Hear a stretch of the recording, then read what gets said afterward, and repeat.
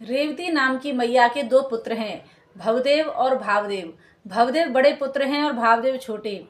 तो भवदेव कहने लगे कि माँ, मेरा संसार में मन नहीं लगता, अर्थात इस ग्रस्त जीवन में मेरा मन नहीं लगता, इसलिए मैं तो संन्यास लेना चाहता हूँ, प्रभु का भक्त होना चाहता हूँ। तो माँ ने कहा कि बेटा, तुम अच्छे मार्ग में जा रहे हो, भक्ति के मार्ग में जा रहे हो, इसलिए जाओ, तुम्हारा कल्याण हो। तो माँ ने उनको आज्ञा दी और उन्होंने संन्यास धारण किया और प्रभु के भजन में लग गए। इधर अब माँ ने विचार किया कि मेरे दो ही तो बेटे हैं, एक ने संन्यास ले लिया, अब छोटा बेटा ही बचा है, क्यों ना इसका विवाह करा दूं और गृहस्थी इसकी चले। तो माँ ने विचार किया और समय आने पर उस भावदेव का विवाह हो गया। जब विवाह हो गया और जब वे घर अपनी दुल्हन को लेकर आ रहे थे तो उनकी दृष्टि एक साधु पर पड़ी। साधु पर पड़ी तो मन में विचार करने लगे कि मैं भी प्रभु का भजन करता और प्रभु का भक्त हो जाता। तो वह कोई और नहीं थे, उन्हीं के बड़े भाई थे। अब उन्होंने सोचा कि मेरा छोटा भाई कीचड़ में धंसने जा रहा है, इसलिए क्यों ना इसको भी इस जंजाल से निकाला जाए। तो वह वहाँ गए और जब उन्होंने कहा कि भाई, तुम भी प्रभु का भजन करो, भक्ति करो, तो इधर वह भावदेव छोटे भाई कहते हैं कि मैं भी भजन करना चाहता हूँ, भक्ति करना चाहता हूँ और इस गृहस्थ को अब त्यागना चाहता हूँ, मुझे आपको देख करके वैराग्य हो रहा है। तब कहा कि तो फिर विचार क्या करना। कहा कि मैं जब पत्नी की ओर देखता हूँ तो मेरा मन कांप जाता है, अब क्या करूँ। तो उनकी पत्नी ने कहा कि आप मेरे कारण अपने कल्याण के मार्ग को मत छोड़िए, मैं तो सासू माँ की सेवा करके अपने आप को धन्य समझूंगी, इसलिए आप जाइए, आप प्रभु के मार्ग में ही अपना कदम रख दीजिए और भक्ति कीजिए, मुझे इससे कोई आपत्ति नहीं। अब पत्नी ने भी अनुमति दे दी। वह वहीं से अपने बड़े भाई उनके साथ में निकल गए। इधर वह भक्ति करने लगे, खूब प्रभु का भजन करते और सन्यासी जीवन व्यतीत करते। इधर समय आने पर बड़े भाई का हो गया देहांत, अर्थात वे समाधि में चले गए। अब तो जब वे ब्रह्मलीन हुए हैं तो इधर अब उनके मन में गृहस्थ जीवन का विचार आया कि मेरी युवा पत्नी घर पे है और क्यों ना मैं वापस घर चला जाऊं। वह उस साधु के उससे ऊबने लगे और अपना मन जब उनका खिन्न हुआ तो वह वहाँ से जब जा रहे थे तो जाते हुए अब विचार करते जा रहे हैं कि मेरी पत्नी मिलेगी और अब तो मैं गृहस्थ जीवन ही धारण कर लूँगा। ये विचार करते हुए वह पहुँचे अपने गांव में। जैसे ही गांव में पहुँचे तो उन्होंने एक द्वार खटखटाया और जब द्वार खटखटाया तो उधर से एक स्त्री निकली और दोनों एक दूसरे को नहीं जानते। वह थी नागला, अर्थात इन्हीं की पत्नी, और वह उसे नहीं पहचाने। पति पत्नी दोनों एक दूसरे को नहीं पहचाने। अब तो उन भावदेव ने, उन सन्यासी ने कहा कि आप जानती हैं यहाँ एक रेवती नाम की मैया रहती थी। कहा कि हाँ, अरे बड़ी धर्मनिष्ठ मैया थी, लेकिन क्या करें, उनकी मृत्यु हो गई, अब वो इस संसार में नहीं है।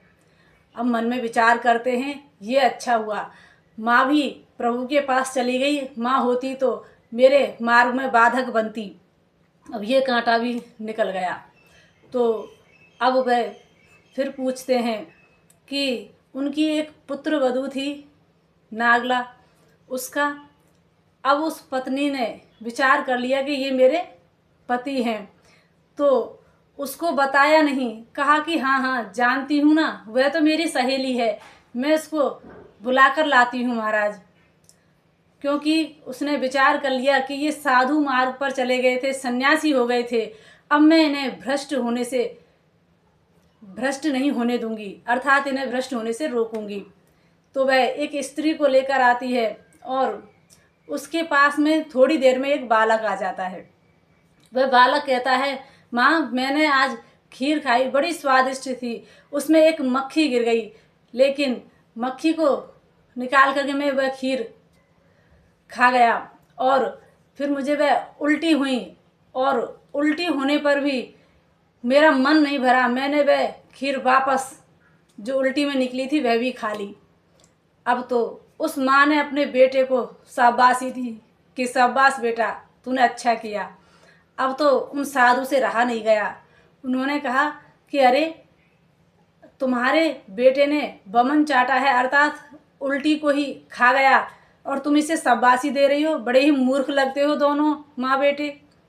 अब तो नागला से रहा नहीं गया। उसने कहा कि अरे स्वामी महाराज, आप भी तो यही कर रहे हैं, आप भी तो वमन ही चाट रहे हैं। अरे पहले कल्याण के मार्ग पर चले गए, सन्यासी हो गए, और फिर यहाँ गृहस्थ जीवन में आप क्या लेने आए हो। मैं तो अब अपने धर्म से च्युत नहीं होंगी, अर्थात अपने धर्म से नहीं हटूंगी। मैंने तो अब भक्ति का मार्ग अपना लिया है, इसलिए मैं तो भ्रष्ट नहीं होंगी, आपकी आप जाने। तो अब जब ये बात कही तो वे सन्न रह गए कि अरे ये एक स्त्री होकर के अपने संकल्प पर दृढ़ रह सकती है, तो मैं क्यों नहीं। अरे मैं तो सन्यासी ही हो गया था, फिर भी मैं भ्रष्ट होने जा रहा था। तो जब मन में ग्लानि हुई तो अपनी ही पत्नी से वे बोले कि नागला, तुम धन्य हो, तुम्हारी जैसी पत्नी प्रभु सबको दे। अरे तुमने मुझे भ्रष्ट होने से बचा लिया।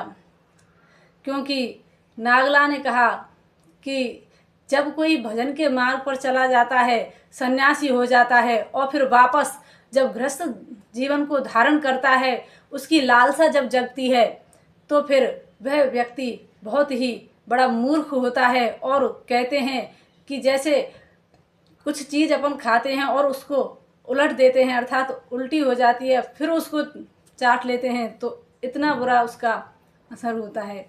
इसलिए कभी भी ऐसे मार्ग से भटके ना, या तो किसी की देखा देखी भक्ति के मार्ग पर पैर मत रखो, अर्थात संन्यास ना लो, घर को मत छोड़ो, और यदि छोड़ो तो उसे निभाओ। इसलिए कहते हैं कि देखा देखी भक्ति को व्यास न होए निभा, अर्थात देखा देखी भक्ति में कोई सफलता नहीं मिलती। अंदर मन में जो प्रवृत्ति है वो बदलती है, तब जाकर के कहीं हमारा भजन सफल होता है। हम दूसरे के देखा देखी भजन के मार्ग पर लग तो जाते हैं, भक्ति करने लगते हैं, जहाँ तक कि घर में ठाकुर जी ले आते हैं, उनकी सेवा करते हैं, और 2-4 दिन सेवा की बस ऊब जाते हैं, उनसे परेशान हो जाते हैं, और फिर उन ठाकुर जी को कभी किसी पीपल के नीचे बैठा कर आ रहे हैं, कभी किसी मंदिर में उनको विराजित करके आ रहे हैं, कभी किसी को देते डोल रहे हैं। तो ये कोई भक्ति नहीं होती है। यदि आप प्रभु की सेवा नहीं कर सकते, उस विग्रह को आप अपना नहीं मान सकते, उससे संबंध नहीं बना सकते, तो उसे आप घर ना लाएं। आप चित्रपट की सेवा करें और अपने भजन मार्ग में धीरे धीरे आगे बढ़ें। क्योंकि जब हम इस तरीके से व्यवहार करते हैं तो प्रभु को ये पसंद नहीं होता। साधु संत इस चीज़ के लिए मना करते हैं कि आप विग्रह तभी लाएं जब आप उसकी सेवा कर सकें। तो इसलिए संत हुए बिना संत को समझना बहुत मुश्किल है। और जब एक बार व्यक्ति गृहस्थी को त्याग देता है, तो फिर उसमें यदि वह आता है तो उससे बड़ा मूर्ख कोई नहीं, वह बहुत बड़ा अपराध होता है। जय श्री कृष्ण।